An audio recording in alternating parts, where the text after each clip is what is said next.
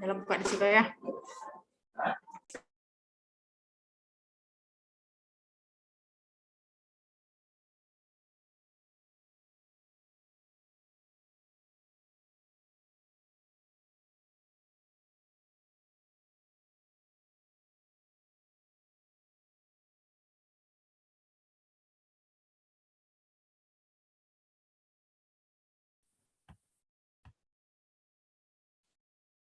Iyalah. Oke ya.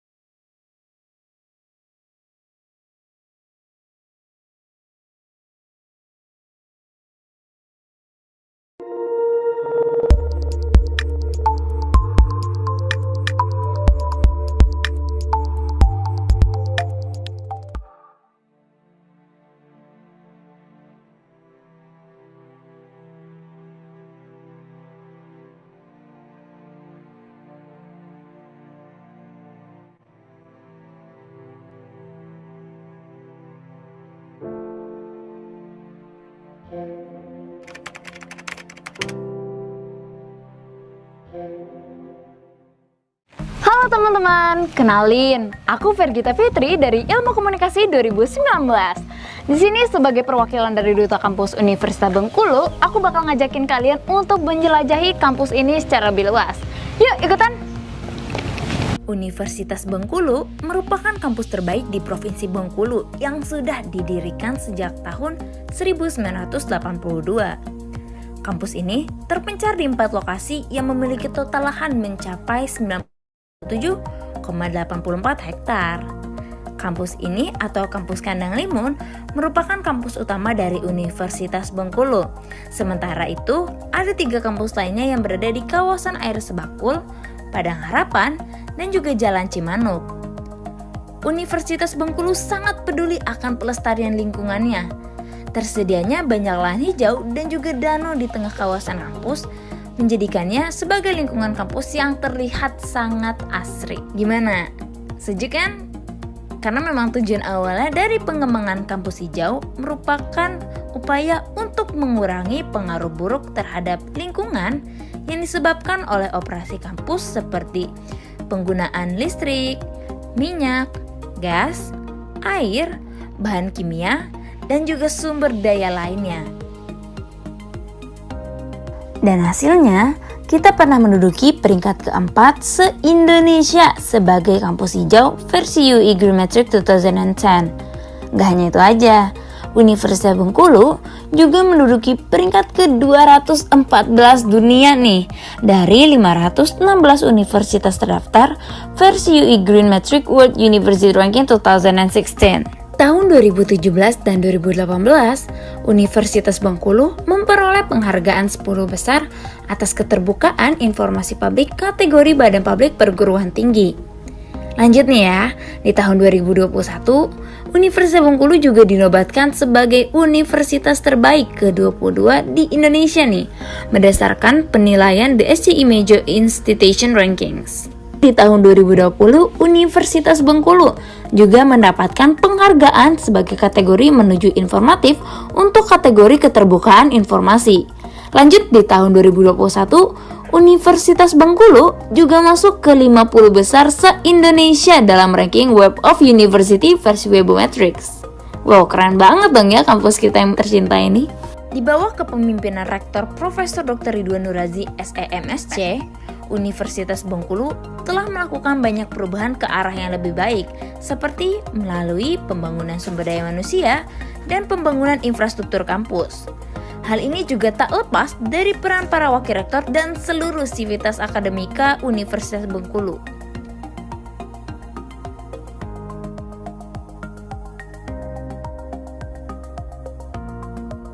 Dengan segala upaya dan kerja keras kita selama ini, tentunya untuk mencapai visi misi kita menjadi universitas kelas dunia di tahun 2025. Universitas Bengkulu memiliki 8 fakultas loh teman-teman. Ada Fakultas Pertanian, Fakultas Hukum, Fakultas Ilmu Sosial dan Ilmu Politik, Fakultas Teknik, Fakultas Keguruan dan Ilmu Pendidikan, Fakultas Ekonomi dan Bisnis, Fakultas Kedokteran dan Kesehatan, serta Fakultas Matematika dan Ilmu Pengetahuan Alam yang totalnya nih teman-teman memiliki 96 program studi sarjana, magister, doktoral, vokasi dan juga profesi. Aduh, kayaknya udah kepanjangan nih penjelasannya. Oke deh, kita langsung aja menjelajahi kampus kita Universitas Bengkulu. Pertama-tama nih ya teman-teman, kita bakal menjelajahi kampus utama kita yang letaknya di Jalan WR Supraman Kandang Limun. Di kampus utama ini ada 2 gerbang masuk dan juga keluar loh. Gerbang masuk yang pertama ada di unit depan dan yang satu lagi ada di unit belakang. Tapi for your information aja nih ya, gerbang bagian belakang biasanya lebih ramai dan buka setiap hari. Tapi kalau di bagian depan biasanya buka di hari Senin sampai Jumat dari pukul 7 pagi hingga pukul 3 sore. Oke teman-teman, saat ini teman-teman sedang berada di gedung Fakultas Ilmu Sosial dan Ilmu Politik Universitas Bengkulu yang biasanya nih mahasiswa-mahasiswanya disebut sebagai mahasiswa yang kritis dan juga berjiwa sosial dong, sesuai namanya. Nah, kalau mahasiswa sini biasanya melakukan proses belajar mengajar untuk program S1 dan juga program vokasi di gedung Belajar Bersama 2 yang lokasinya persis di belakang gedung fakultas. Dan untuk program pasca sarjana biasanya melakukan proses belajar mengajar di sebelah kanan gedung fakultas yang letaknya di gedung A. Nih kalau ngomong-ngomong gedung A, di samping gedung A Fakultas Ilmu Sosial dan Ilmu Politik ada yang namanya Danau Inspirasi yang biasanya dipakai untuk belajar mengajar bareng teman-teman. Ada yang diskusi bareng organisasi, ada yang juga piknik, bersantai ria dan masih banyak lagi kegiatan lainnya ya. Dan ternyata nih tapi teman-teman, ada satu larangan, yaitu larangan untuk berpacaran di wilayah kampus karena memang sudah aturannya ya untuk bisa menciptakan proses belajar mengajar yang lebih kondusif dan juga menciptakan generasi yang lebih unggul tentunya. By the way nih, di samping Danau Inspirasi ada danau lagi loh. Kok baik banget danaunya? Iya dong, jelas, supaya kampus kita lebih asri dan nyaman untuk digunakan dalam proses belajar mengajar. Namanya Danau Ilmu. Di samping Danau Ilmu juga ada musola loh, namanya shelter nih kalau sama mahasiswa sini sebutnya. Shelter nih biasanya digunain sebagai tempat mengaji dan juga majelis taklim serta untuk beribadah dari pagi sampai malam. Saat ini kita sedang berjalan menuju gedung rektorat yang menjadi pusat dari seluruh pengontrolan, pengarahan, perencanaan, dan juga pengendalian dari manajemen kampus. Di gedung rektorat terdapat beberapa pelayanan untuk kemahasiswaan seperti untuk mengajukan beasiswa, untuk seleksi mengikuti kompetisi kemahasiswaan, dan acara lainnya. Di Rektorat juga terdapat UPT Kerjasama dan Layanan Internasional yang bisa mendampingi kamu serta menyeleksi kamu untuk mengikuti pertukaran mahasiswa ke luar negeri atau kegiatan internasional lainnya. Nah, kalau yang ini namanya Gedung Lembaga Pengembangan Teknologi Informasi dan Komunikasi, atau biasa sama anak-anak sini disebut sama Gedung LPTK atau LPTIK. LPTIK ini juga memiliki tugas untuk mengkoordinasi, memonitoring, dan juga mengevaluasi seluruh kegiatan di selingkup Universitas Bengkulu yang berhubungan dengan pengembangan teknologi informasi dan komunikasi. Selain itu, LPTIK juga bertugas juga untuk melayani mahasiswa-mahasiswa nih yang kalau misalnya punya gangguan di portal akademiknya. Jadi buat kamu kalau ada portal akademiknya yang bermasalah, langsung aja laporin ke sini. Dari gedung LPTIK, kita bakal berjalan menuju ke belakang yang ada fakultas di mana menghasilkan guru-guru hebat. Yoi, bener banget. Fakultas Keguruan dan Ilmu Pendidikan. Wah, banyak banget dong ya prestasi-prestasi yang udah dihasilin sama fakultas ini, baik dari mahasiswanya maupun dari dosennya. Di FKIP juga tersedia beberapa lab pembelajarannya loh.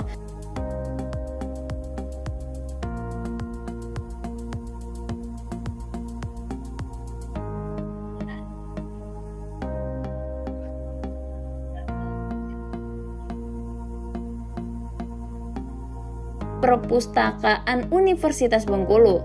Gedung ini menjadi favorit banget dong ya untuk mahasiswa dan staf-staf selingkup Universitas Bengkulu untuk mencari sumber pustaka dalam mengerjakan tugas-tugas kuliah, dan pastinya menjadi tempat yang paling favorit untuk mahasiswa tingkat akhir nih. Soalnya kan harus ngerjain skripsi. Jelas banget dong ya, jadi tempat favorit nih. Lanjut kita main ke gedung GSG atau gedung serbaguna yang lokasinya ada di seberang gedung Fakultas FKIP. Gedung ini biasanya digunakan sebagai tempat wisuda, kemudian acara-acara besar seperti seminar, penyambutan mahasiswa baru, pagelaran seni dan budaya, perlombaan skala nasional dan internasional, atau temu tahunan. Selain fungsi gedung ini yang berkaitan dengan kegiatan kampus, gedung ini juga sering disewakan untuk kepentingan lainnya. Seperti sebagai pusat kegiatan mahasiswa, gedung ini juga disewakan untuk kepentingan publik seperti acara pernikahan dan sebagainya. Dari gedung GSG, kita langsung menuju ke pusat kegiatan mahasiswa yang lokasi gedungnya berada persis di belakang gedung GSG. Di gedung PKM ini banyak tercipta mahasiswa-mahasiswa yang berprestasi, aktivis mahasiswa, dan tentunya banyak sekali bentuk-bentuk kegiatan-kegiatan besar lainnya. Di gedung ini juga terdapat sekretariatan BEM, DPM, Pramuka, dan kesekretariatan seluruh unit kegiatan mahasiswa di Universitas Bengkulu. Universitas Bengkulu juga berupaya meningkatkan nilai spiritual dengan menyediakan masjid kampus yang digunakan mahasiswa muslim dalam beribadah dan menumbuhkan nilai-nilai keislaman. Kalau tadi ada shelter ya, yang ini namanya masjid. Masjid Darul Ulum yang memiliki luas bangunan sekitar 19 x 19 meter yang mampu menampung kurang lebih dari 300 orang di dalamnya nih. Lumayan gede ya teman-teman. Nih ya, buat kalian yang jadi mahasiswa baru yang tentunya berasal dari luar kota Bengkulu atau juga provinsi Bengkulu, jangan khawatir ya, karena Universitas Bengkulu sudah menyediakan beberapa asrama yang bisa kalian gunakan loh. Jadi kalau kamu milih tinggal di asrama mahasiswa Universitas Bengkulu yang berada di lingkungan kampus, tentunya kamu gak bakal takut dan khawatir dong ya kalau kamu terlambat datang ke kelas.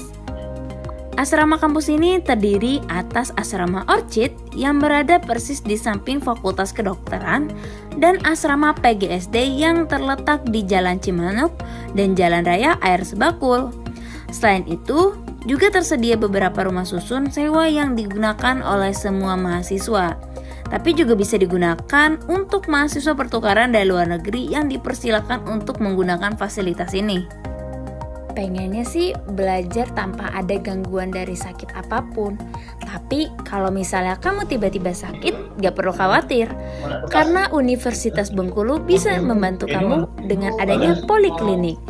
Poliklinik Universitas Bengkulu dibuka setiap hari Senin hingga Kamis mulai dari pukul 9 pagi sampai pukul 12 siang yang lokasinya berada di gedung PKM atau pusat kegiatan mahasiswa. Selanjutnya ada laboratorium. Universitas Bengkulu merupakan kampus yang memiliki laboratorium terlengkap di Provinsi Bengkulu loh. Seluruh fakultas mempunyai laboratorium tersendiri yang diantaranya Laboratorium Ilmu Pertanian, Laboratorium FMIPA, Laboratorium Bahasa, Laboratorium Hukum, Laboratorium Komputer, Laboratorium Teknik, Laboratorium Kedokteran, dan Laboratorium Pembelajaran FKIP yang totalnya mencapai 20 laboratorium. Lumayan banyak ya.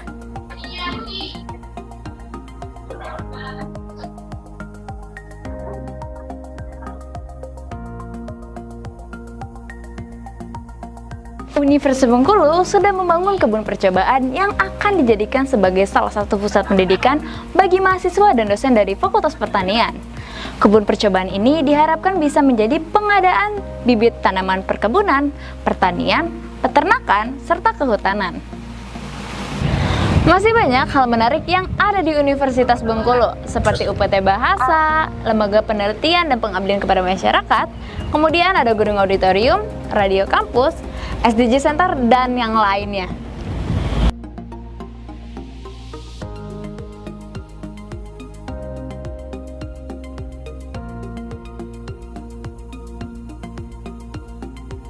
Wih, udah clear nih kayaknya ya, kita keliling di kampus utama. Next, kita bakal menuju kampus yang terpisah lokasinya dari kampus utama. Yuk, ikutan!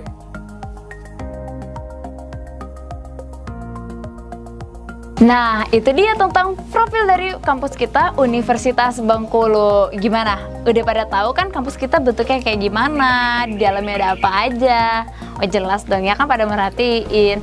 Tapi kayaknya kita harus mensudahi dulu nih tur kampus kita pada hari ini. Jadi buat kalian aku doain nih, semoga setelah pandemi COVID-19 ini cepat berakhir ya, kalian bisa langsung datang ke Universitas Bengkulu untuk lebih bisa menjelajahi kampus ini. Jadi sukses terus ya untuk perkuliahan kalian selama pandemi COVID-19 dan semangat!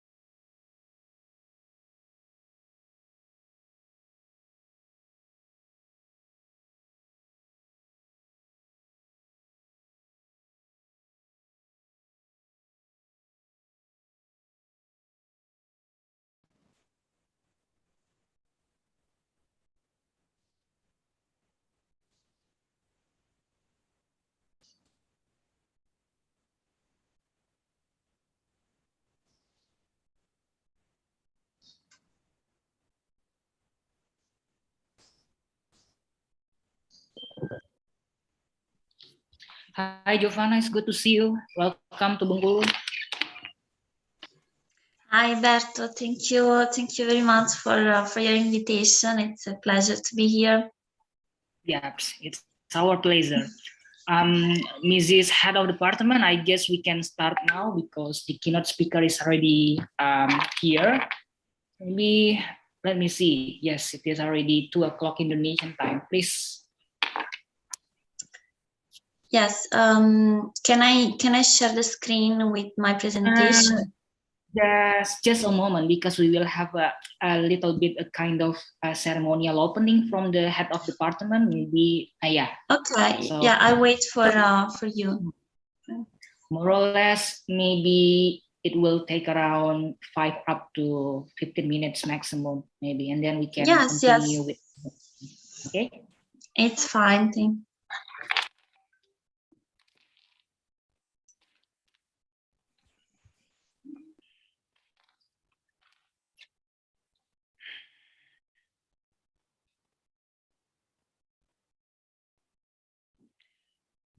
So Randy, are you the moderator for today's webinar? Yes, sir. Previously, the committee said that we have to wait for a moment for the rector to come first, then we can start later. Maybe like around 3 minutes waiting, and then we will start soon, as soon as possible. I see. So Mrs. Rector will open the program this afternoon? Yes, Okay, exactly. So that's why we're going to wait for a moment. That's nice. Okay, Giovana, so we should wait a little bit more longer because the rector will be here. I mean, the rector of our university. So she will be happy to welcome you personally, I think. Okay. Great. Thank you.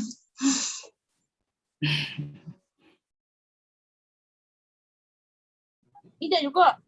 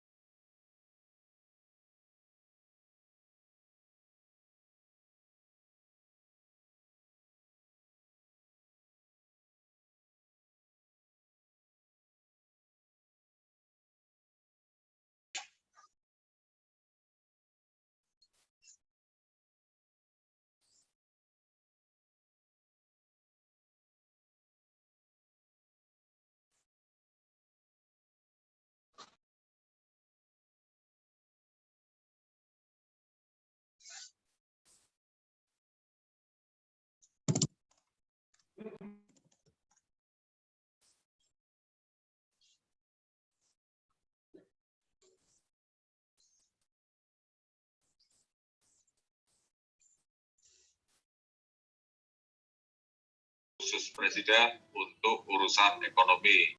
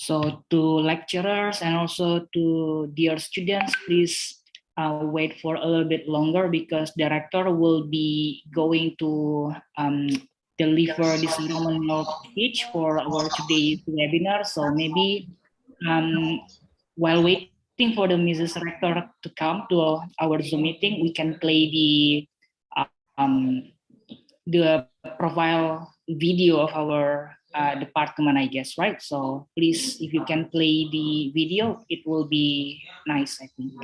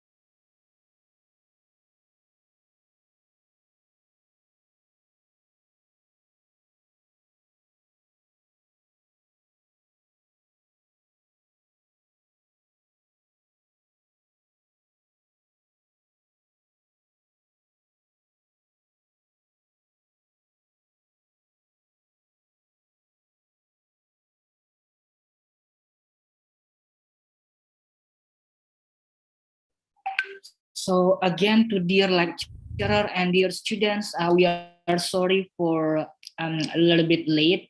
While waiting for Mrs. Rector, we will be playing the corporate profile of our department, and then we will see if the rector will be coming to open up our webinar this afternoon. Thank you very much.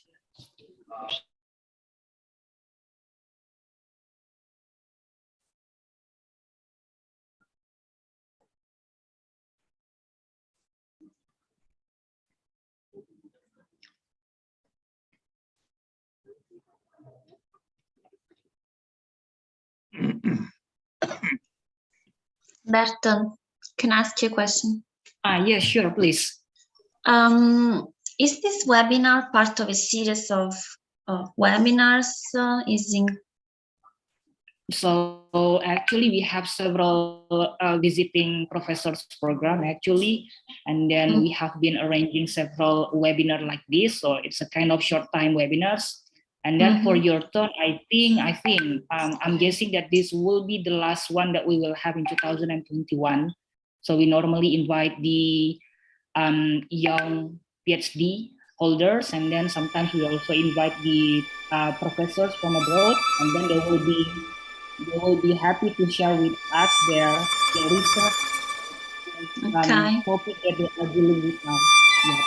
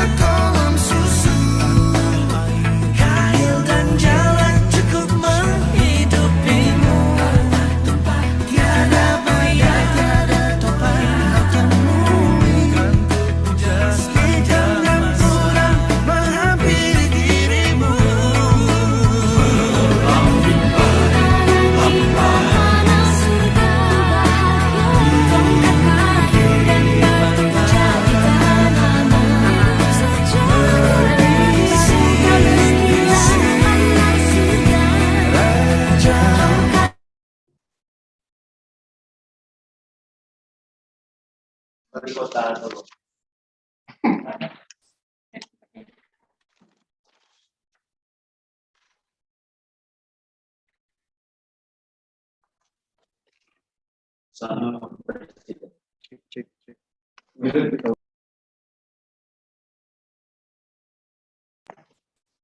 Oh, cek, cek.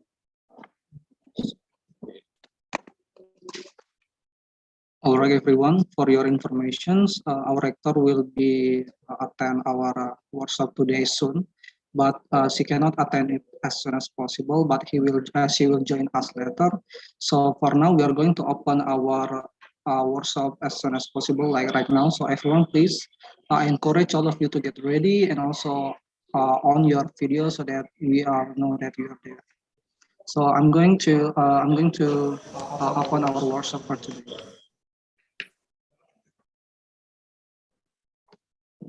Assalamualaikum warahmatullahi wabarakatuh.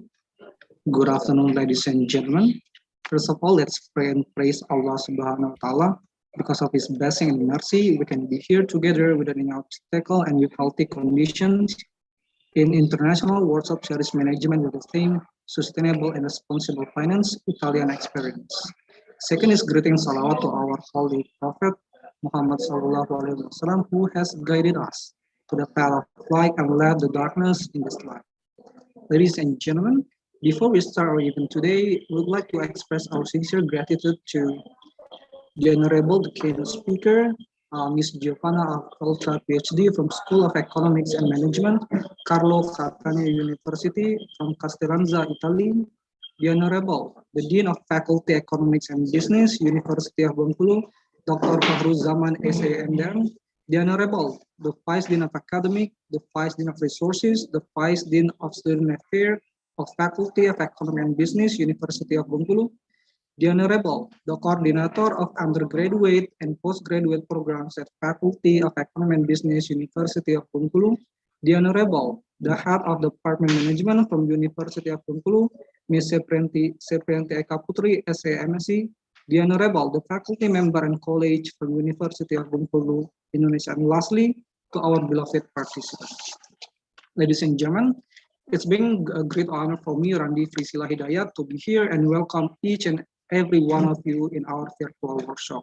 Before we proceed to our main event, the agenda for our workshop today is follows. Opening, sing the national anthem, welcome speech, reciting prayer, photo session, main event, discussion session, closing statement, closing ceremony, and the last giveaway. Ladies and gentlemen, welcome to the International Workshop Series Management with the theme Sustainable and Responsible Finance, Italian Experience. To begin the opening ceremony today, let's sing the national anthem Indonesia Raya. Ladies and gentlemen, please stand up.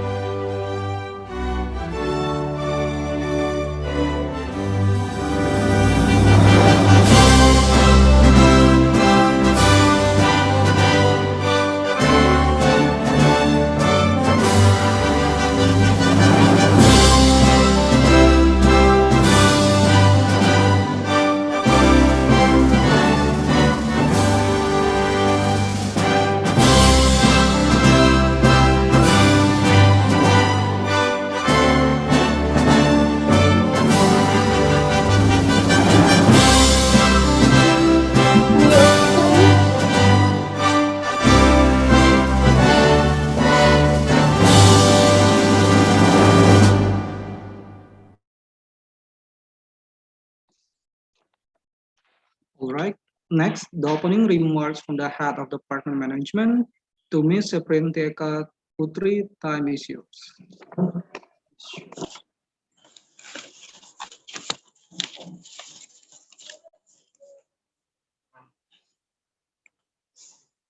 Assalamualaikum warahmatullahi wabarakatuh.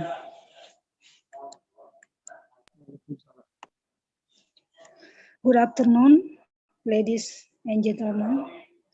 First, let's thank Allah Subhanahu wa Ta'ala who gave us mercy and blessing so we can attend the international workshop webinar series management, Fakulti Ekonomi and Business, Universitas Bengkulu, Indonesia, without any trouble and any obstacle.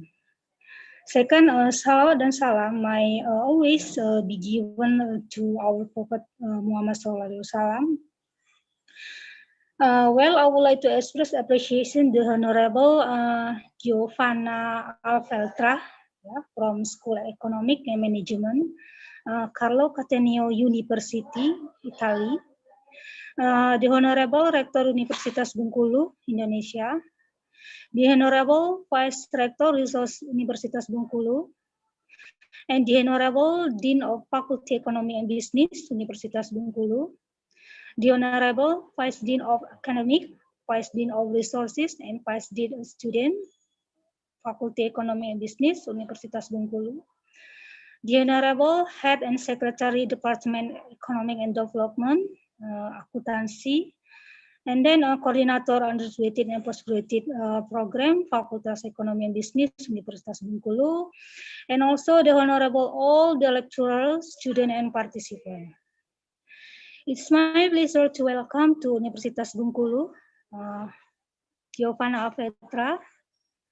Thank you so much for joining us international webinar today. Okay, I would like to thank you so much for accepting our invitation and for kind your support. Yeah, and also I would like welcome to all participants. Yeah, from college, university student, and join this event. Ladies and gentlemen, the agenda of the workshop will include a discussion session with theme Sustainable and Responsible Finance, Italian Experience. I think this topic is relevant to issues that are happening in Europe, in generally, and in Italy in particular. So that we can share information about condition in Europe, also the find of strategic and its final system with sustainable development, including the economic, legal system, and also maybe they can we share information about implication in the financial approach. Okay, I'm sure that all the participants attending this webinar will get insight, useful information, and will get enriched knowledge from the material that will be delivered by the speaker at this event. So I hope the winner international webinar series will continue for the next year, and I hope you have a great time. Finally, I am the head of Department of Management, to officially open this international webinar series today. Let's say Bismillahirrahmanirrahim. Thank you so much for your attention. Wabillahi taufiq wal hidayah. Wassalamualaikum warahmatullahi wabarakatuh.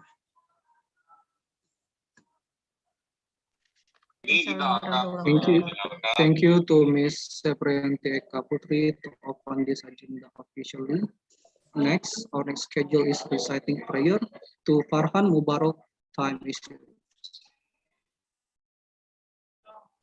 Before starts discussion, let's pray together. A'udzu billahi minasyaitonir rajim. Bismillahirrahmanirrahim. Alhamdulillahi rabbil alamin. Hamdan na'imin, hamdan syakirin, hamdan yuafi ni'amahu wa yukafi'u mazidah. Ya Rabbana lakal hamdu kama yanbaghi li jalalika al-karimi wa azimi sultanik. Allahumma inna nas'aluka salamatan fid din wa dunya wal akhirah wa afiyatan fil jasad wa ziyadatan fil ilmi wa barakatan fil rizki wa taubatan qabla al maut wa rahmatan indal maut wa maghfiratan ba'dal maut. Allahumma hawin alaina fi syakaratil maut wan najata minan nari wal afwa innal hisab. Rabbana zalamna anfusana wa illam taghfir lana wa tarhamna lanakunanna minal khasirin. Rabbana la tuzigh qulubana ba'da idh hadaitana wa hab lana min ladunka rahmah innaka antal wahhab. Rabbana atina fid dunya hasanah wa fil akhirati hasanah wa qina adzabannar. Subhana rabbika rabbil izzati amma yasifun wa salamun alal mursalin walhamdulillahi rabbil alamin.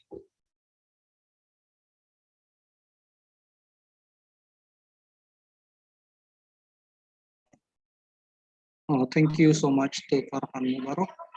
Our next agenda is the photo session. So before we start our main event today, all participants, please turn on your video so that we can have documentation. So please turn on your video.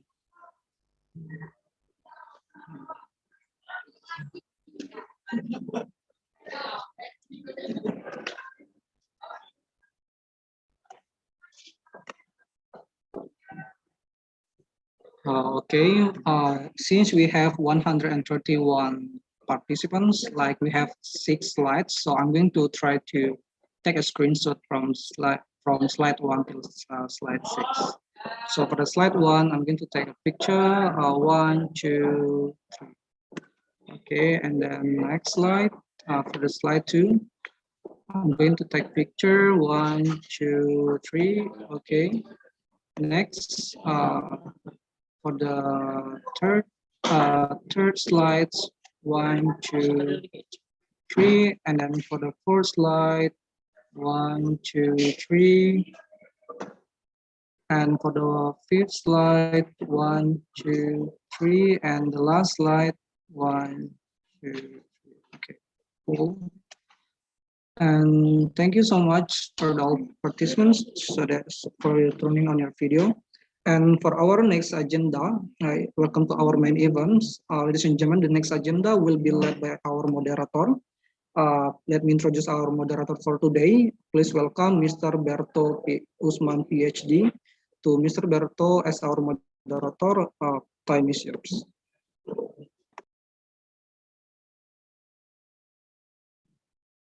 Okay, thank you, Randy, for bringing up the program today. So, hi, Giovana, it's good to see you, and thank you so much for accepting our invitation to give a kind of speech at the Department of Management, University of Bengkulu. How are you? I'm fine, thank you, Berta. It's as I said before, it's really a pleasure for me to be here and join you.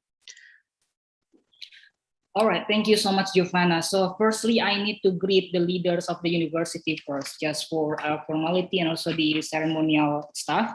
So first of all, I would like to welcome the Rector of University of Bengkulu, Mrs. Retno Agustina Eka Putri, also the Vice Rector of the University of Bengkulu, the Honorable Dean, Vice Dean, Faculty of Economics, University of Bengkulu. And then we have the head of department for 3 different majors. We have the head of department from management department. We also have the accounting department and the economics department. We also have senior lecturer here, the professor, and also the associate professor from the Department of Management, Accounting and Economics. I would like to welcome you all, professors. And then for sure, we have the students from 3 different majors. Again, I would also like to welcome you all into our today's webinar in this afternoon. And then for sure, I am happy to welcome our keynote speakers today, Giovana Afetra, PhD. So it brings back the memories in 2019, if I'm not mistaken, that I firstly met Giovana in a conference in Edinburgh, not Edinburgh, St. Andrew, right? So it was, yes. So it was the first time I met Giovana, and we exchange and collaborate into several projects, and lately we have been dealing with some paper writing together.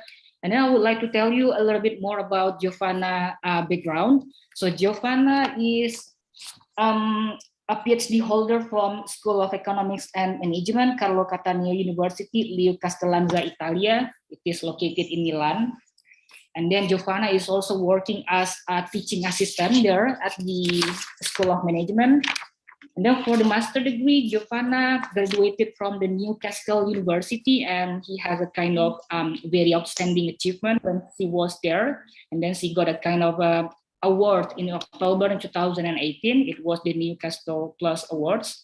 Also, Giovana finished her master degree at the same university with me, University of Padua in Italy. So actually, Giovana has 2 master degrees in accounting, finance, and strategic investment. But for the PhD degree, she focused more into the managerial accounting, especially for the voluntary disclosure reporting.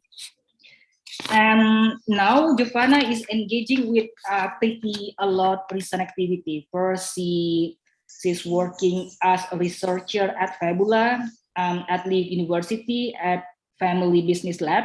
Also, Giovana is actively giving a kind of seminar into several programs, also in different university. So that's why I'm considering that Giovana will bring us some insightful and additional knowledge about the Italian experience of sustainable and responsible finance, which is lately growing in Indonesia.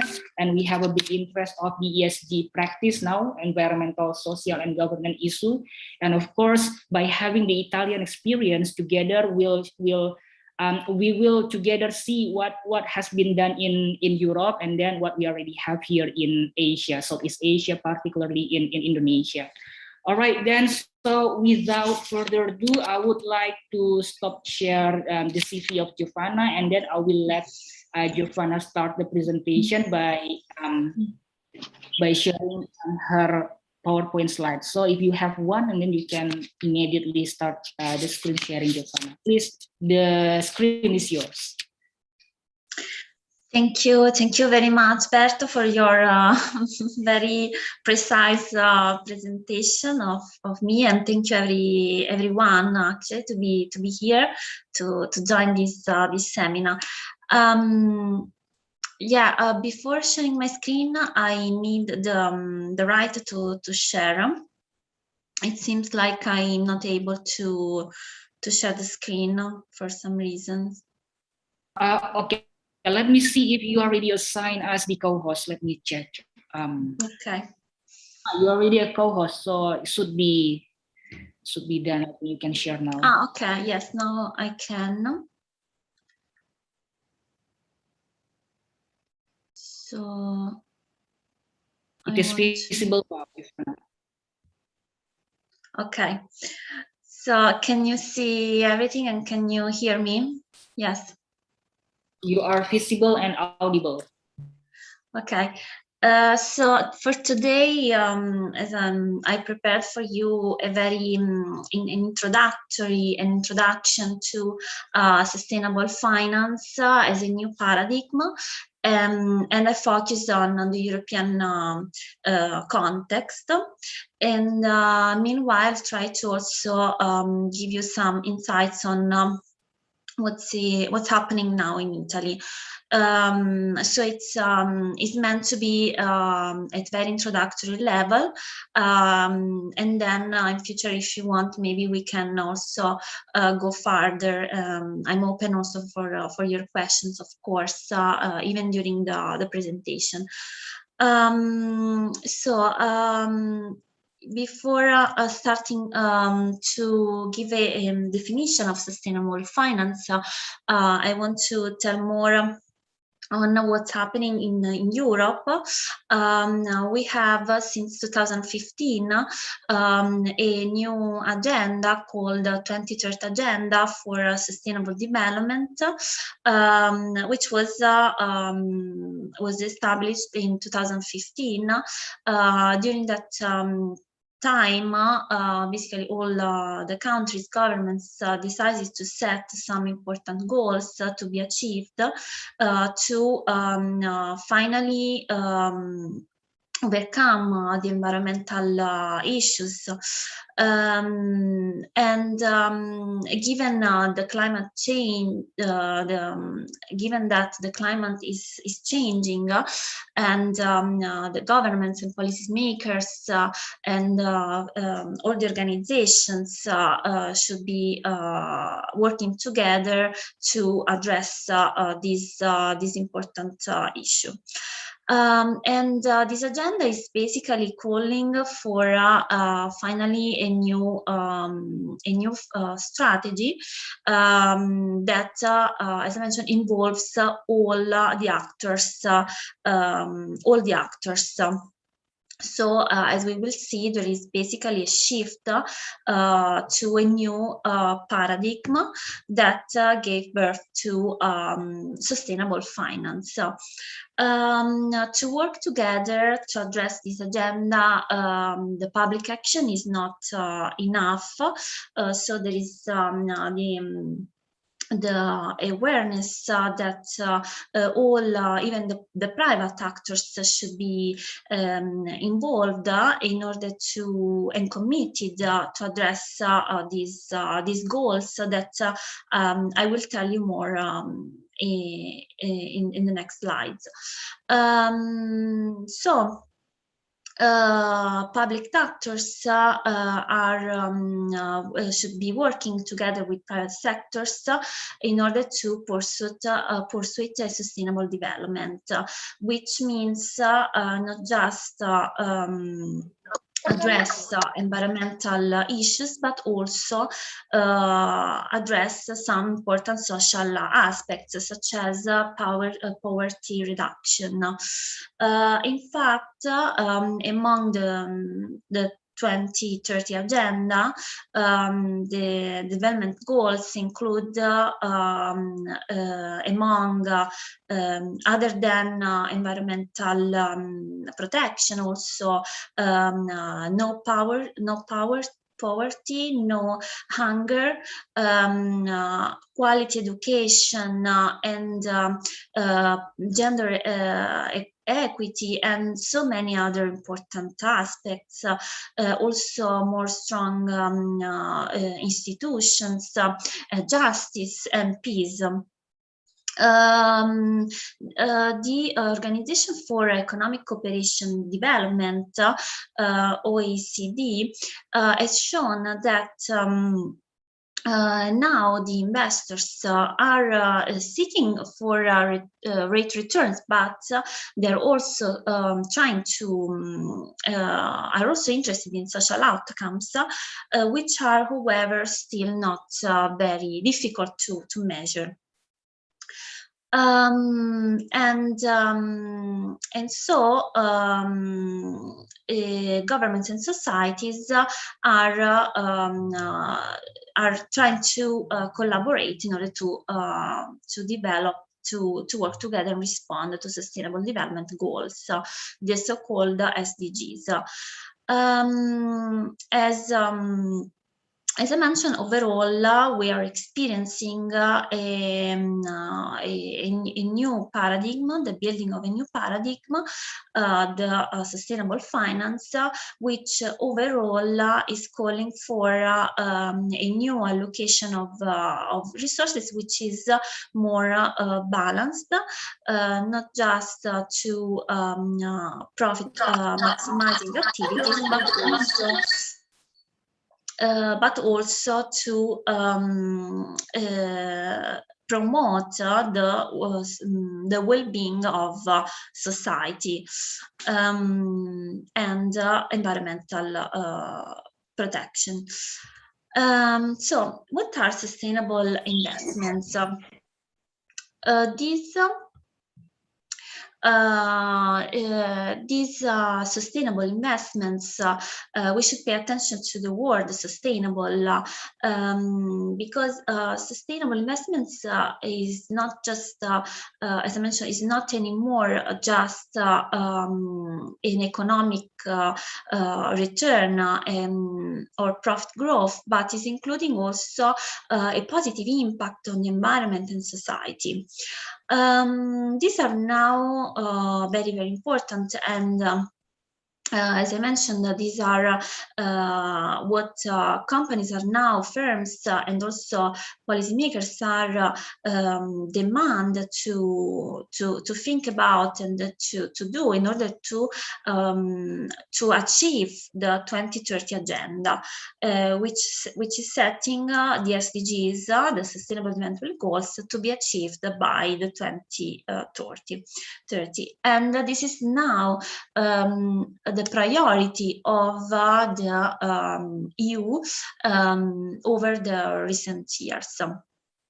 And this agenda is including 17 SDGs. Some of them I already mentioned to you, and other very precise targets that, as I have mentioned, they have to be addressed by public actors, but also private investors. So you probably already have you already are familiar, or maybe not, about the stakeholder theory. This is now the new theory that has encompassed, overcome the previous the shareholder theories, and therefore in Europe, and I believe soon over the world, we have more attention not just on the profit by the organization for the shareholders, but also for all the stakeholders that are involved within the ecosystem. Therefore, we don't talk about anymore traditional entrepreneurship, but we have this new concept of sustainable entrepreneurship that again is focusing on social and environmental impacts, and therefore is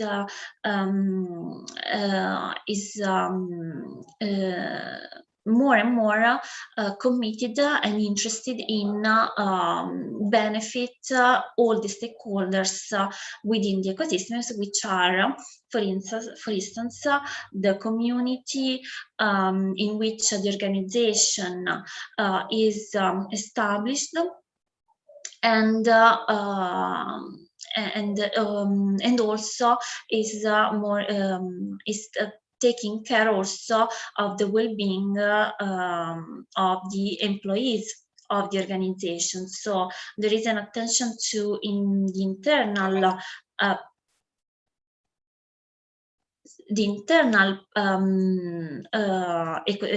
part of the organization, but also to the external part of the organization. And so now the academics are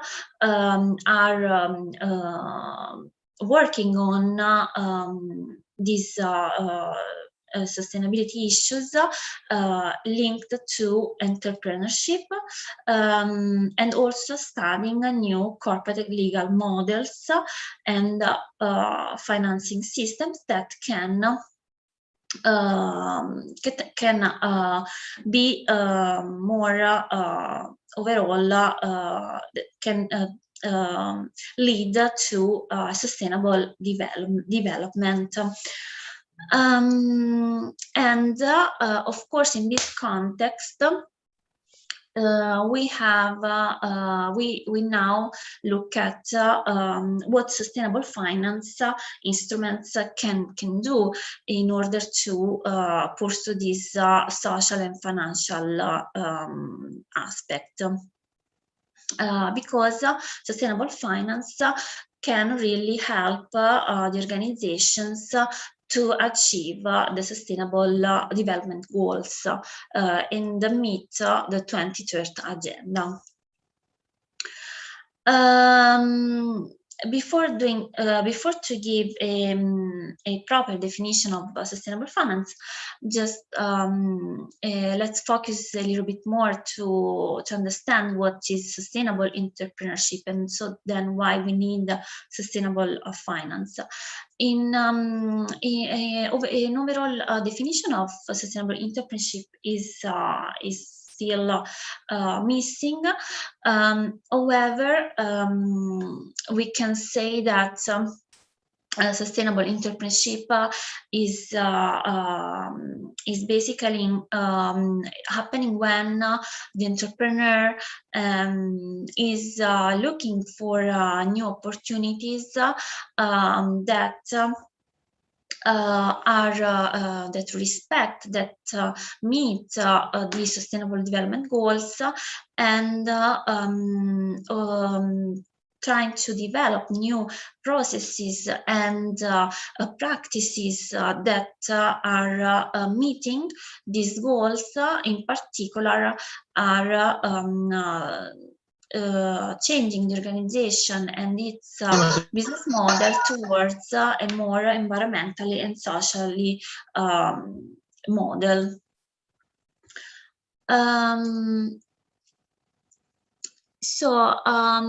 Sustainable entrepreneurship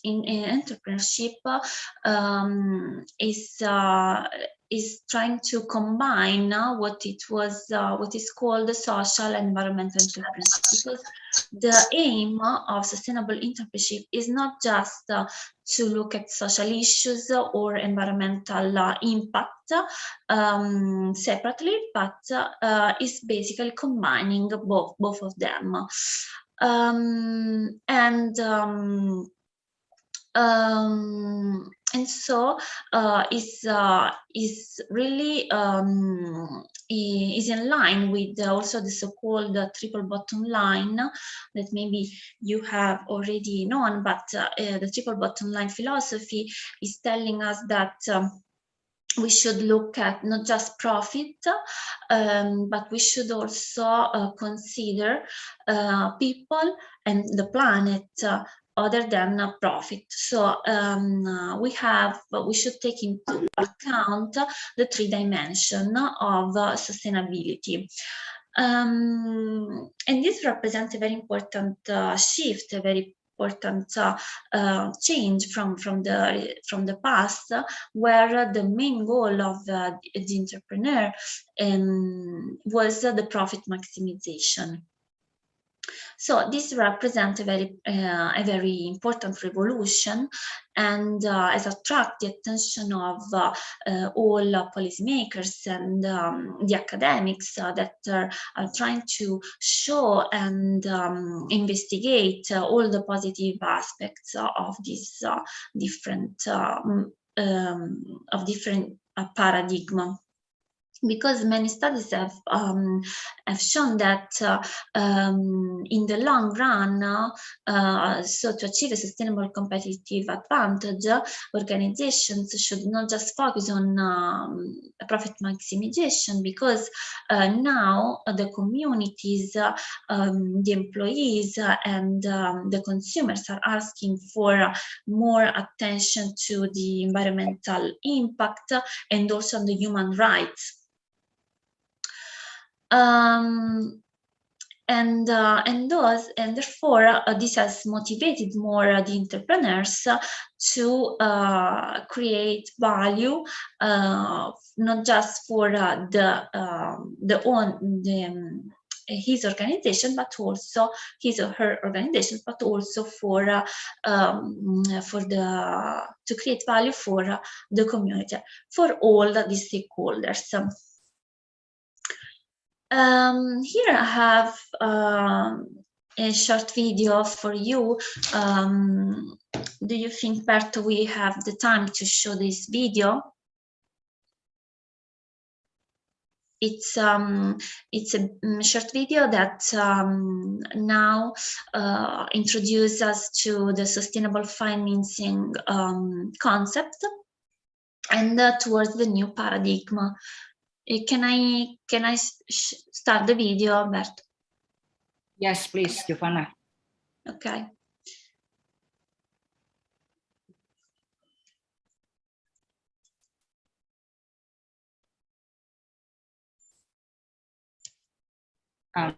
I guess the sound is not coming yet from the video. So can you also please share the sound? Yes. Maybe I should. Okay. Yes. Sorry. I'm going to share it again. But if I had to really summarize it, let us. Okay, It works now. Yeah. I want to start it again. Okay. So I've been hearing this term sustainable financing a lot these days, and I wanted to ask you what it meant. But then I realized I'm not entirely sure what financing is. You know what? That is actually a complicated question. But if I had to really summarize it, let us take the example of banks. People like us take our earnings to the bank and deposit as savings. These banks take our savings and lend it to companies. The banks expect the company to return this money with interest, thus making a profit. The main goal for these traditional financial institutions is to maximize profit. Of course, there have always been socially and environmentally responsible banks, but they were never mainstream. However, in recent years, we have started to see a change in this space. Banks are now slowly going beyond maximizing profits to actively investing in sustainability. This type of investment is what they call sustainable financing. Okay, that makes sense. So the rise of sustainable financing is because traditional banks are also starting to adopt it. Okay. And if I had to define it in a nutshell, sustainable financing is all about investing money into projects that are sustainable, right? Technically, that is true, but oversimplifying its definition can lead to misunderstanding of the concept. The notion of sustainable financing covers a wide range of investments, and it is important to understand what each of them are. To explain this better, imagine a spectrum of sustainable financing. At level 0, you have traditional profit-driven financing. Then, at level 1, you have environmental, social, and governance risk management. In this level, financial institutions are screening out investments that could potentially bring negative outcomes.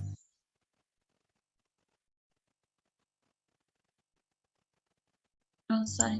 So something where banks will not invest in companies that actively do harm, like producing tobacco, or having a track record for being involved in animal testing, or like human rights violations, corruption, gambling, that kind of thing.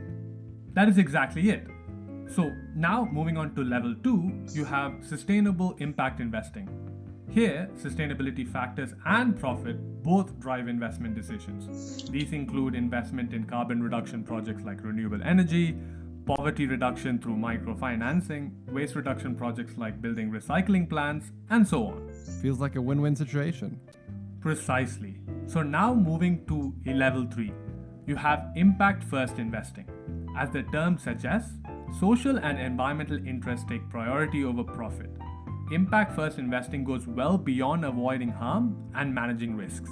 So I'm guessing the aim here is to use the power of investment to do good for society and environment, and not to worry too much about making a profit. Very much so.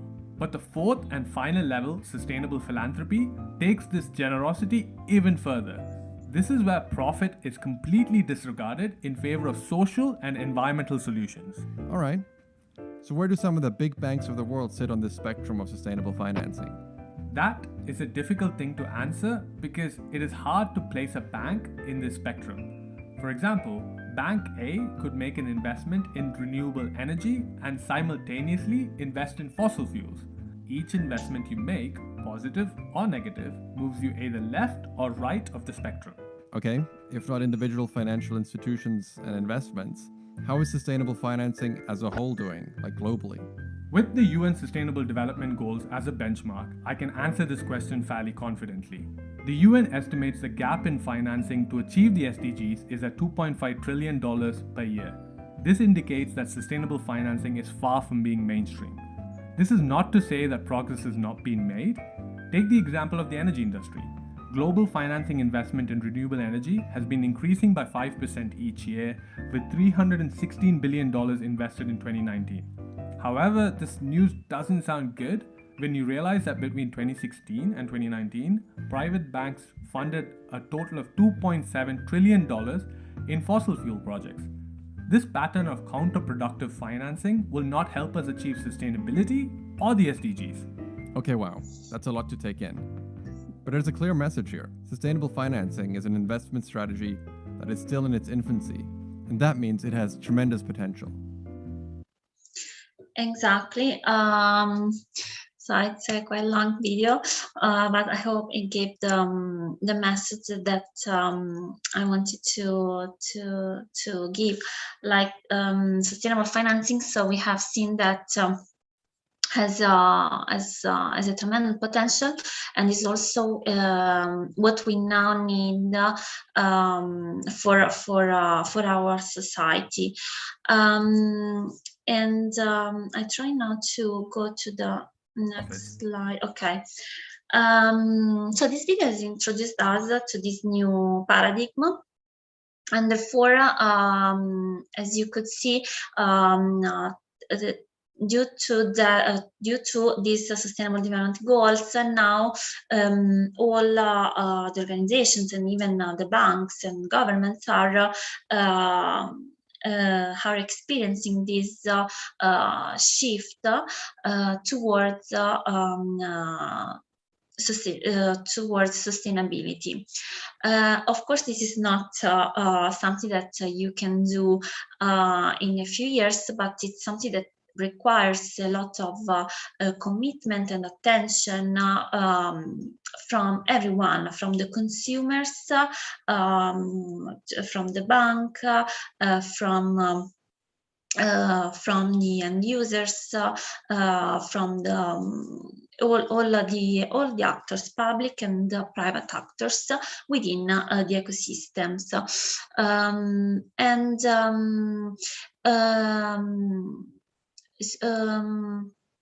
So we are now living basically in a new area, where that we could call the sustainability era. However, an important issue that we are now facing is how to measure the impact that actually the organization are doing on the environment or on the community. This is probably the most important, the most difficult part in this.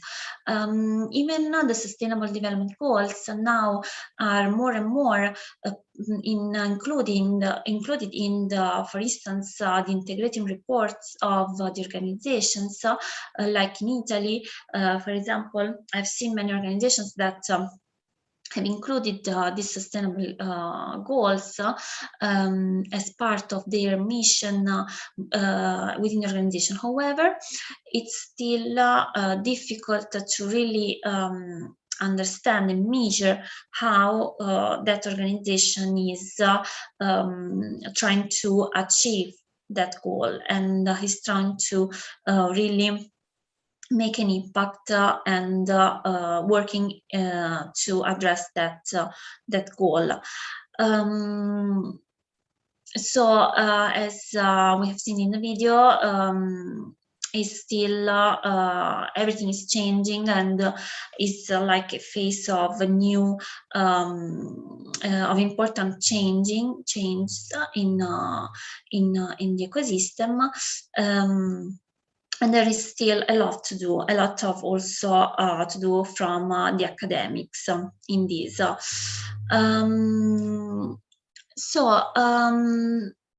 sustainable finance, according to Granding and Seidin, 2011, has shown that this is based on 4 principles, and that help us to really give the definition of sustainable finance.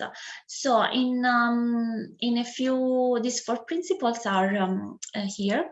You can see them in the slide. So we have innovative approaches, a new individual behavior, first of all, which means that sustainable financing activities also require a change in individual behavior, and so in the long run also a change in the culture of the organization, because we are going to set slowly new activities, new routines that will lead to a new culture, which we could call a sustainable culture. And then sustainable finance also has to think to sustainable growth, that, as we have seen in the video, is not just profit growth, is not just profit maximization, but is also including the environmental impact and social impact. Then the proximity to people, because sustainable finance is taking also into consideration the impact on the society and the well-being. And then the last principle is inclusive and a non-proselytization approach to classical finance. So we have seen that we are in Europe, we have this new innovative financial approach. And first of all, sustainable finance should look for new investment projects, for new opportunities that generate positive social and environmental impacts.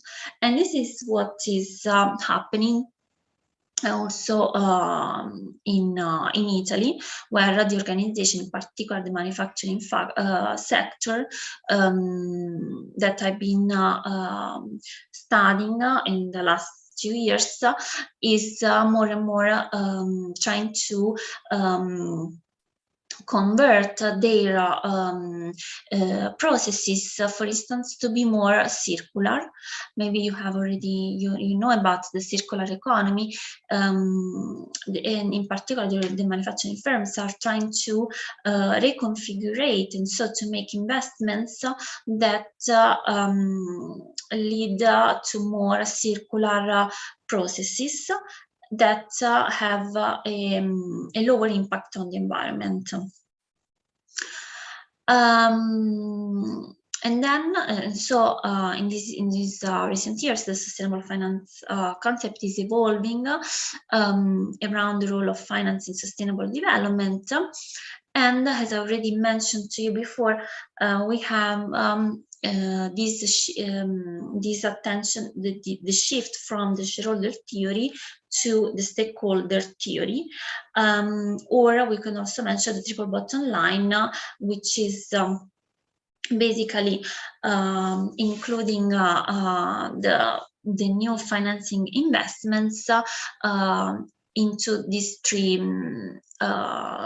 dimensions, not just profit, but also we should look at the planet, we should take into consideration our planet and also the people, the well-being of people. So in this scheme, in this graph, I just want to briefly show you where we are going. So on the right, on this side, on the lower how to call it, in the lower bar, we have social sustainable purpose, which goes from the left to right to a low and high level, and therefore we have here on the left-hand side the charities, non-profit organizations, and then on this on the other side of the graph we have business value, profit program maximization. Sorry. So we are moving slowly to the middle of this graph. So we are moving from non-profit to or traditional for-profit entrepreneurship to a sustainable entrepreneurship, which is taking into consideration social entrepreneurship and environmental entrepreneurship. In the next in the slide, we can see the same basically graph, but considering the impact. So we have the impact is going to be more balanced, where we not just consider finance first, but we also consider the impact on that we have on society and the environment.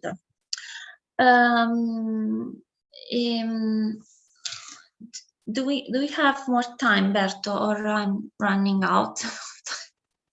I guess you around 5, maximum 7 minutes, I guess. Okay, sorry.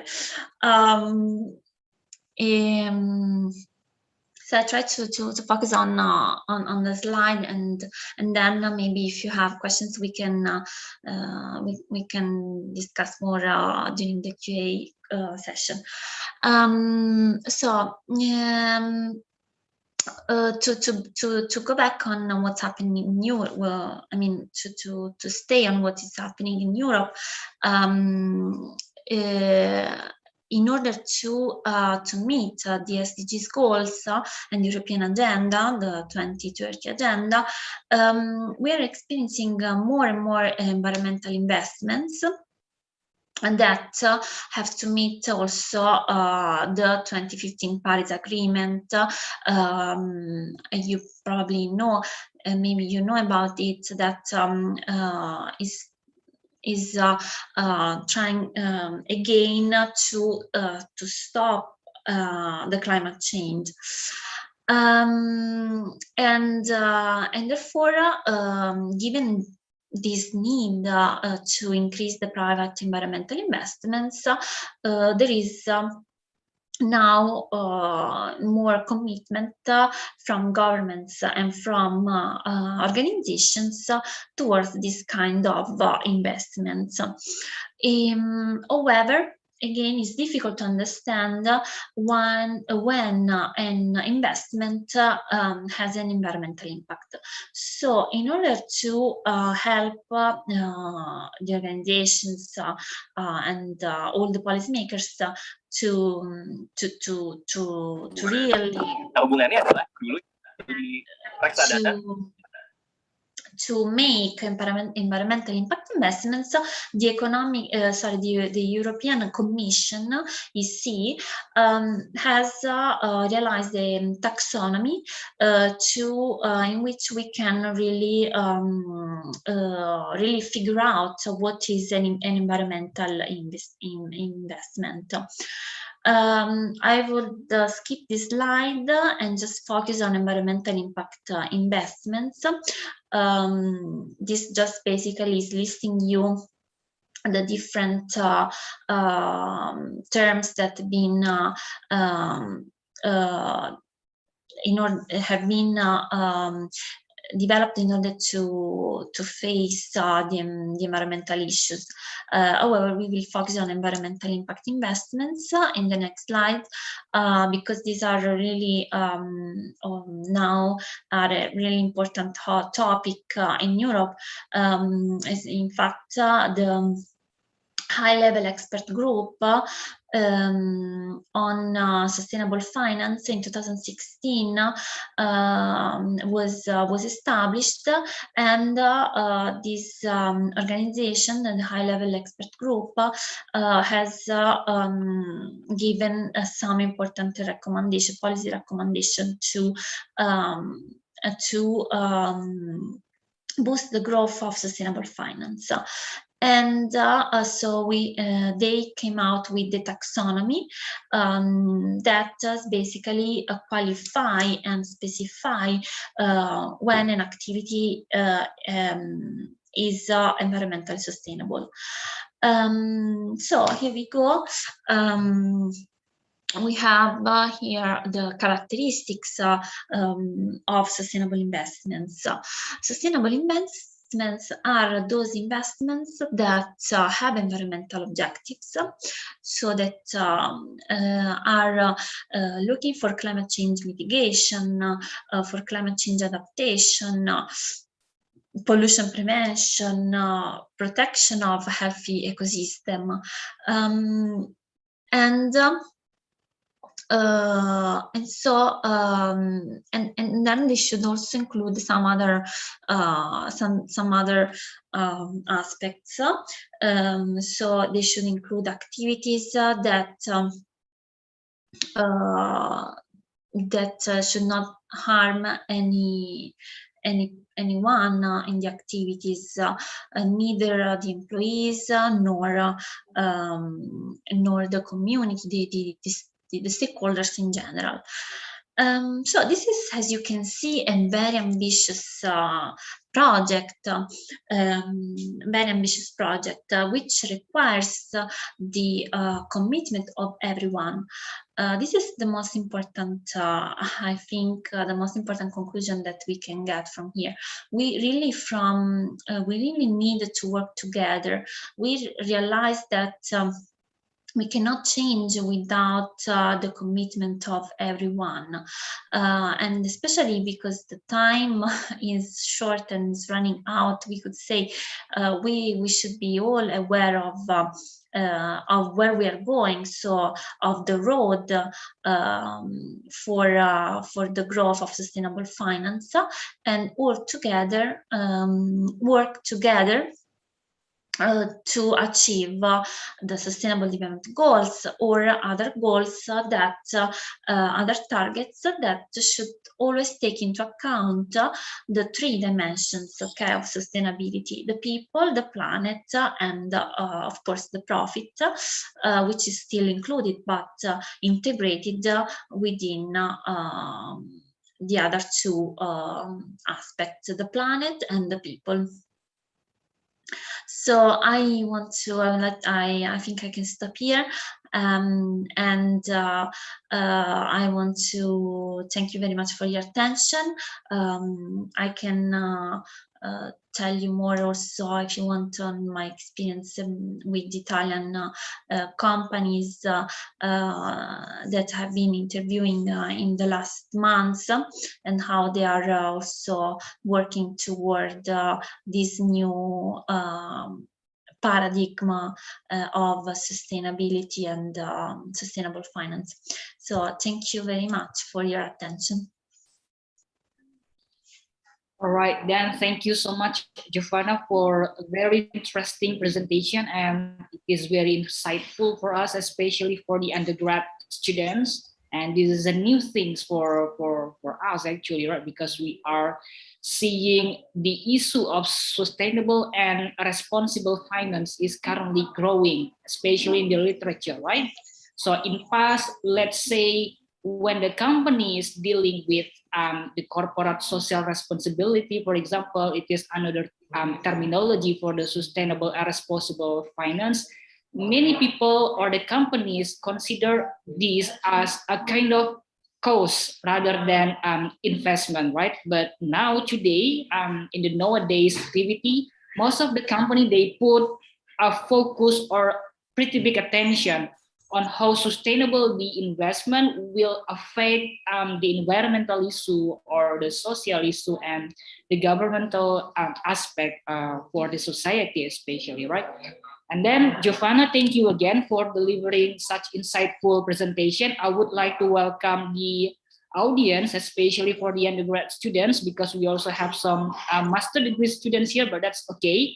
So if you have any question, if you have something in mind, please just hit the raise hand button, or you can also personally interact with Giovana, or maybe you can also send your question through the chat box menu. It's up to you actually. So please, if you have any question, please guys, please do not be hesitate.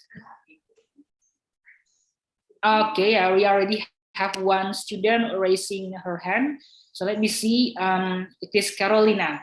So Carol, you can unmute yourself and then we can ask the question to Giovana, please. Okay, thank you so much, sir. First of all, my name is Carol. I am from Bengkulu University and I'm taking management as my major. So that was really interesting when you are sharing your story about, not story, but your knowledge and just sharing to us about the sustainable finance in the future. So on the last slide, you have stated that the starting point is the positive selections for our investment for sustainable finance is to choose and invest for the project that have a potential to generate environmental valuable project, right? So my question is there any tools or is there any things that we can do to make sure that our investment for this potential selected project is already good for us? And also, my other question is, after our investment for this project, we need to make it sustainable, right? So is there any KPIs or things that we can choose to make to make sure that our project that we have invested is evolving, you know? And my last question is, other than choosing and investing in a good project, we also need to educate people to understand about sustainable developments and to understand about the environmental issues. But there is a lot of things that make it slow down to educate them, especially because of the regulations. So despite the country, there's a lot of regulations that can make us slow down to educate them. So what do you think about this?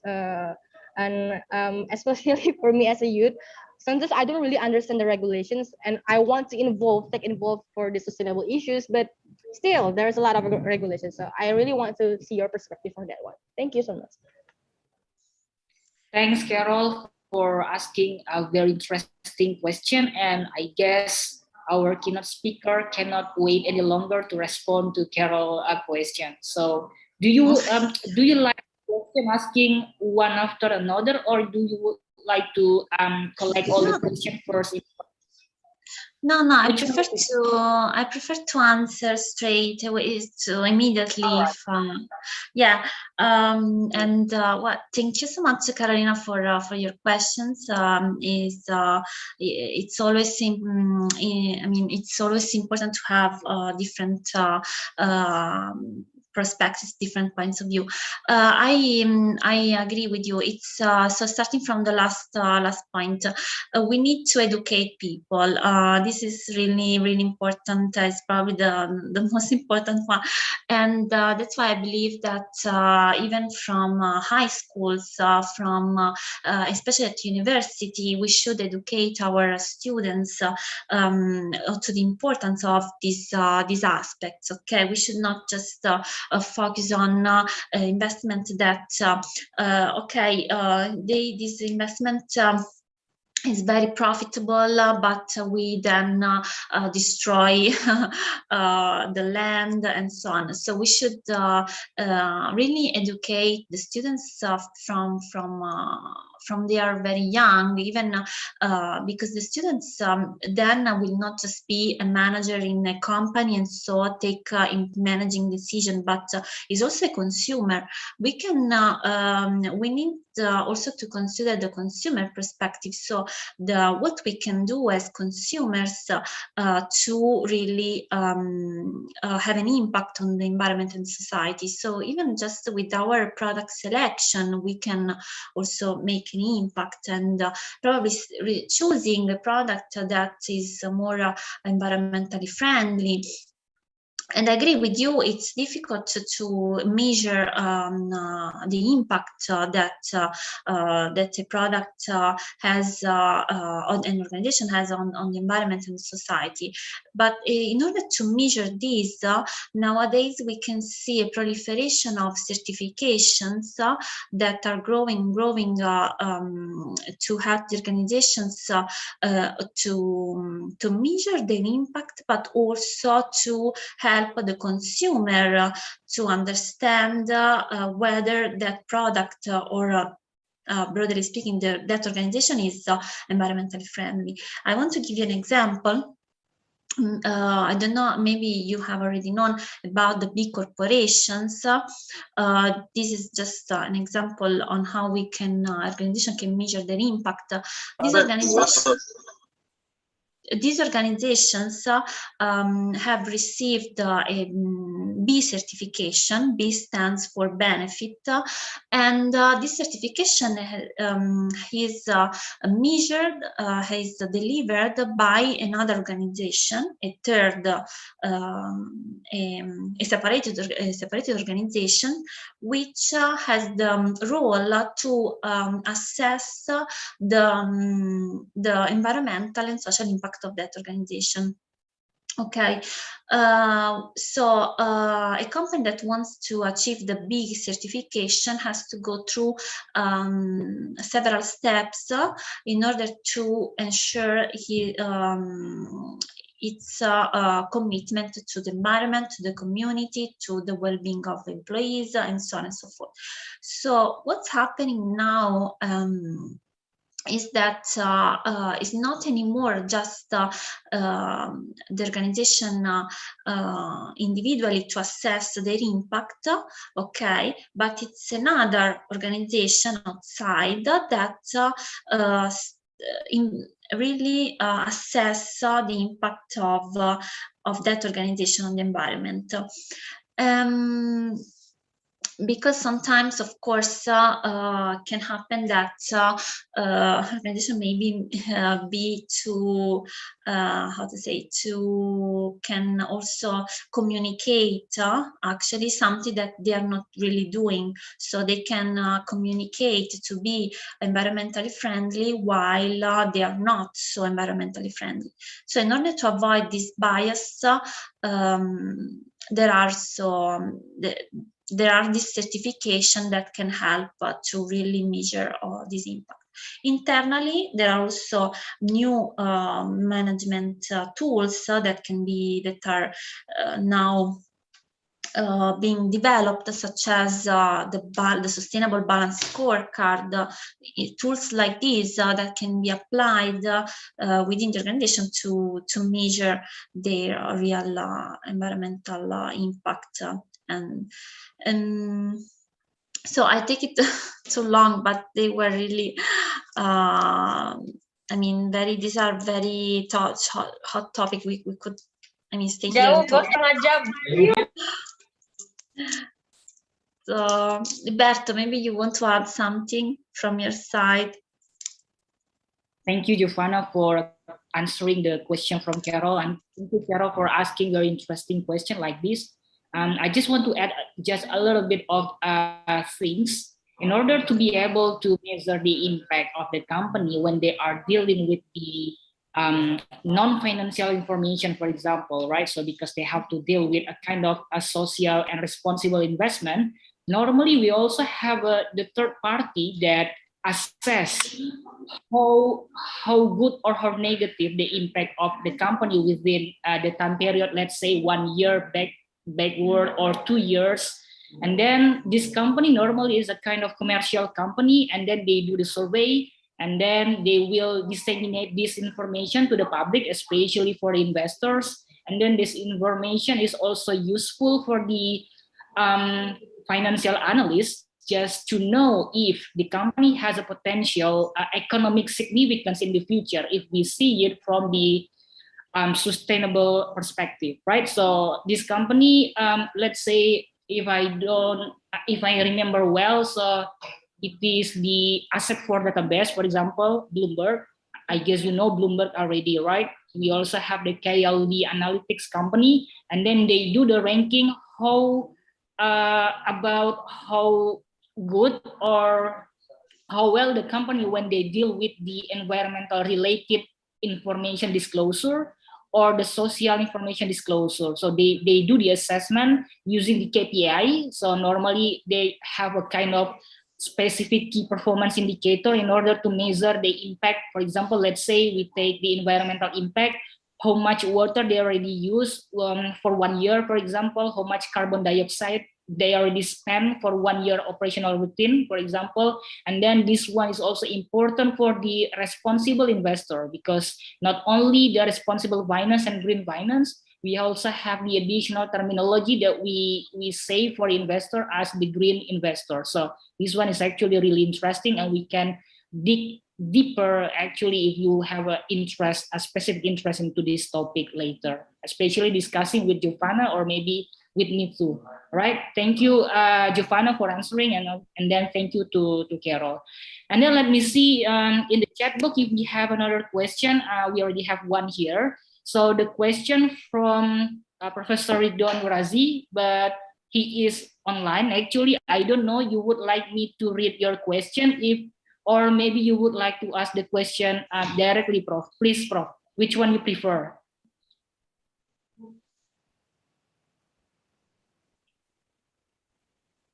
Up to you, Pak Berto. Up to you. It's up to you.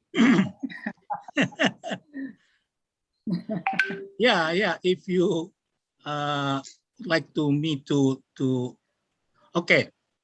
My simple question is probably similar to the previous one, Carolina Hutauru, maybe with another perspective. We know that the world is changing fast, and we have to adapt to the new environment of the world, whether in terms of businesses, government, social matters, cultures, and others. My question is, what are the key factors to be succeed in this new era, especially for sustainable financings, and how to make people aware and support the new paradigms you mentioned before, since probably the old-fashioned businesses, the old-fashioned governments will not be happy if their old-fashioned business and something like that to be annoyed. And that's my simple question. I just to make sure how to overcome these matters. Thank you, Giovana. Thank you, Pak Berto. Thank you, Prof. Ridwan. Thank you. Giovana, please. So it is related to the agency problem, right? On one hand, the company have to be aware about the shareholder value, so they have to maximize the wealthy of the investors. But on the other hand, they should also put attention because they have a kind of moral obligation, right? So how to share and how to give back to the society and community. But this one is very interesting issue that has been raised by Professor Ridwan. Please, Giovana, so the screen is yours. Thank you, Berto. Thank you, Professor Ridwan. This is really a really important question, and actually is also linked to one of my recent studies. Is not published yet because it's part of my PhD thesis, and this is what I've been investigating. How can organizations, in particular, I focus on manufacturing firms, how can organizations be successful and so maintain and be competitive in the long run? Okay, what has emerged is that now, given this shift towards a more sustainable finance, sustainable society, stakeholders and also shareholders are not just more interested in profit maximization, because there's been a shift toward a new paradigm. So in order to be successful and also attract new investors in their businesses, in their business organization should really be committed in environmentally on environmental aspects and social aspects, and not just profit maximization. What's happening is that now also investors are aware of this of the importance of these issues. So in order, the old-fashioned businesses will be soon out of the market if they're not more committed in these aspects. Now being sustainable is almost being successful, okay, within the market, so the key factors are basically the key successful factors are basically these: to be organizations should be committed and also be able to show to communicate their commitment, because of course we need also to convince the consumers and policymakers that they are committed to this. And so the old-fashioned businesses are also, we can say, now more encouraged to change towards this new paradigm, also because now even governments, okay, are as we can see from the new European new policies, are calling for a new green investments. Okay, so there are funds now for investments that go for the green economy, for the circular economy. So there is now a really important change in these in the investments in these business models, and then of course I hope, but even the literature is saying this, that in slowly we are also going for to a new we are going to a new culture, a sustainable culture, which means that it will be nature for us, will be automatically for us to think about the impact on the society and on the environment, rather than just profit. I hope I answered your question, Professor. Thank you for responding. So yes, so that's it. You would like to respond? Yeah. Alberto, I don't know if you want to add something. I guess it is pretty clear, right? Okay, yes. That's nice. Okay, go ahead. Okay. Yes, Prof. Maybe Prof. Ridwan would like to add something. No, thank you. It's okay, good. Thank you. Thank you, Prof. Thank you. We already arrived, so I guess it's almost 1.5 hours, right? So just one if you have, so please raise your hand, otherwise, because we already have 1.5 hours, so maybe you already arrived in the end of the presentation. But I still open one very last question, please, if you have. Sir, can I add my points? I haven't given feedback for Giovana before from her answer. I really want to add my points. So from my perspective, last question, last response coming. I'm not giving her questions, but I really want to give a feedback from her answer and your answer too. So from my perspective as a youth also, to say that we want to educate people to also understand about the sustainable development, sustainable finance, or etc. Anything related to that. when we want to connect with this youth, I think it is really important to talk on their language.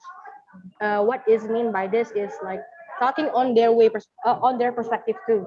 Because you have stated before that there is a lot of website or any places or certifications to have a measurement about how big impact of the company itself.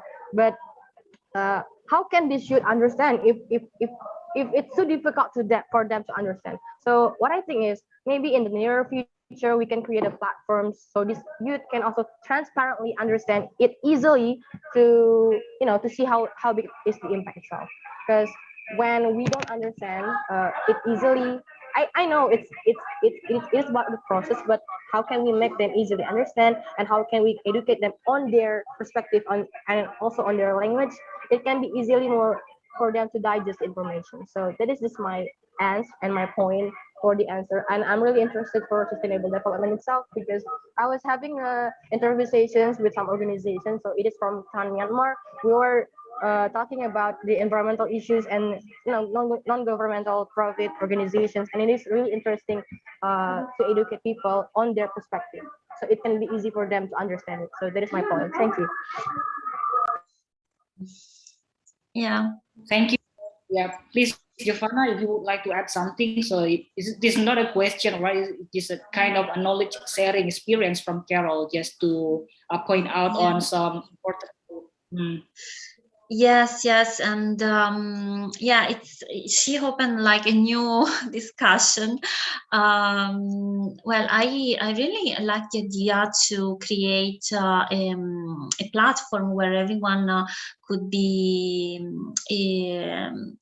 to have a profile and then see what its real his or her real impact on the society and on the environment. Probably this could help everyone to be more aware also to his or her own impact on the planet. Definitely the idea to educate people. Of course, we should consider their own perspective, and yeah, I agree that everyone has his own there are many cultural issues that should also be taken into account. Probably what we need as well to overcome these initial barriers could be to have more and more meetings like this, where we can share our opinions, and of course in a very friendly environment, and see also what people are also different people perspectives from different backgrounds.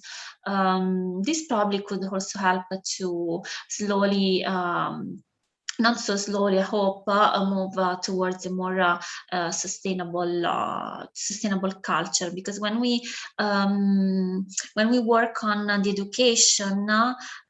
education of people, then we can also impact on the cultural mindset, which is probably what we need finally to achieve. Definitely, Giovana. So I do agree with you and also Carol's point, because the future of our planet is really depending on the young people, right? So our generation will take over the future, and then we will still having the young generation, right? So we have to prepare them in order to make sure that the planet is well organized, well managed, and then of course we are expecting that we are not facing many natural disasters. That was just because the impact of the companies, irresponsible companies, for example, right? So because we have facing a lot of experience, we have seen a lot of news about this, but hopefully by literating and by educating the youth, hopefully we will have a better future. Finger crossed, right? Okay, Giovana, thank you very much for responding again for today's webinar. And then I would like to mention that we have a giveaway, and then we have a kind of present for the participant. And of course, because we have two best questions today, I would like to give the giveaway present to first Carol and the second one to Professor Ridwan Norazi. Thank you very much and congratulations, Carol and Professor Ridwan. Congratulations. And then, thank you for the gifts. Yes. Thank you, Prof. And apart from that, I would also like to express the gratitude of our department, Giovana, to you, especially the message from the rector, the dean, and also the head of department. They would like to express the gratitude, of course, because you are accepting the invitation for sharing your knowledge about the Italian experience of sustainable and responsible finance. This is a very rare opportunity because we hear the expert talking about this matter in front of the undergrad student, and this will be a continuously program. Hopefully, we would like to again to re-invite you in the future, and then you will be more than welcome to share what we have done with your research to the student in University of Bengkulu. And apart from that, we also would like to hand over the certificate as the keynote speaker to our distinguished speaker today, Giovana Afetra, PhD. And then please, the operator, could you please share the screen and then show us the certificate? All right, this one. So Giovana, I would like to kindly hand over the certificate, and then hereby I am Berto Usman, the lecturer of the Department of Management. On behalf of the head of department, would like to give you the certificate, and then please accept our gratitude. Thank you, Giovana. Thank you very much to all of you. It's my pleasure, and I really hope in future to that we can have these meetings together again, and maybe also from your side have your insights. For me, would be I think this is a common knowledge sharing experience. Let's say. Thank you so much, really. Thank you. Thank you, Giovana, and I'm giving back the screen to the Master of Ceremony, please. All right. Thank you so much to Mr. Berto, PhD, for becoming the moderator. And also thank you so much to the Miss Giovana Afetra, PhD, for giving us the incredible session and insightful lessons that we can have today. Ladies and gentlemen, we are now close to the end of our session for today. I really hope every lesson that we have learned today can be useful for all of us in the future. Furthermore, let's close the session for today by reading a passage. Before we really end the session today, I'm going just to remind for all of the winners of the giveaway, especially to the Prof. Ridwan and for the Carolina, the committee will contact you soon for giving you the giveaway. So just wait as soon as possible. And then congratulations to all winners. Ladies and gentlemen, this is the end of our event. Thank you so much for your attention. My name is Randi Frizila Hidayat. I'm sorry if I have any mistakes. Wassalamualaikum warahmatullahi wabarakatuh. Thank you. Waalaikumsalam warahmatullahi wabarakatuh. Giovana, thanks again. And have a good day. Bye-bye. Thank you. See you. Thank you. Bye-bye. Thank you, Prof. Ridwan. Thank you, Bu Purmini. Thank you, Bu Fitri. Thank you, Pak Abdullah and everyone, Pak Yosa. Thank you. Thank you, Berto. Thank you, Giovana. Pak Irsa. Bye-bye. Bye-bye. Terima kasih Bapak Ibu, dosen manajemen, dosen akuntansi, dosen ilmu ekonomi, Bapak Ibu pimpinan di fakultas. Pak Berto. Terima kasih. Izin live ya Bapak Ibu. Assalamualaikum.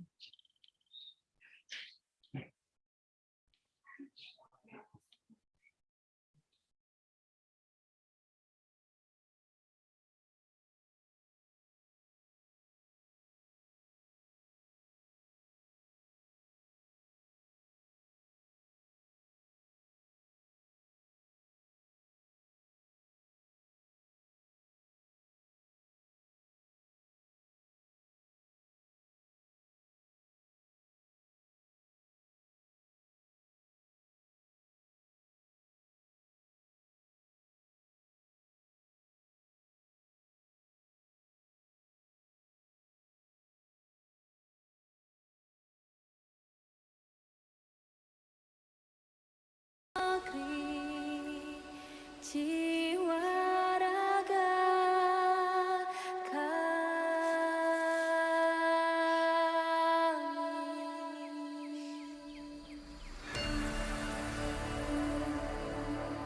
Indonesia is the most beautiful land in the universe. The land where we were born. The nation where we grew up. So many colors that live together in peace. With 1,000,000 timeless treasures. With an abundance of natural wealth. Indonesia is not just wonderful. Indonesia is a wonderland. Kota baru gunungnya berbeda, berbeda bagaimanapun di Salangkara, bagaimanapun di Salangkara. Bertemu lawanlah Adinda, Adinda iman di dadara Semalaya, iman di dadara Semalaya. Sayang si patokaan makai go gorokan sayang si patokaan makai go gorokan sayang sajojo yung madam ko bisa papare sa muna keke sa muna keke soleram so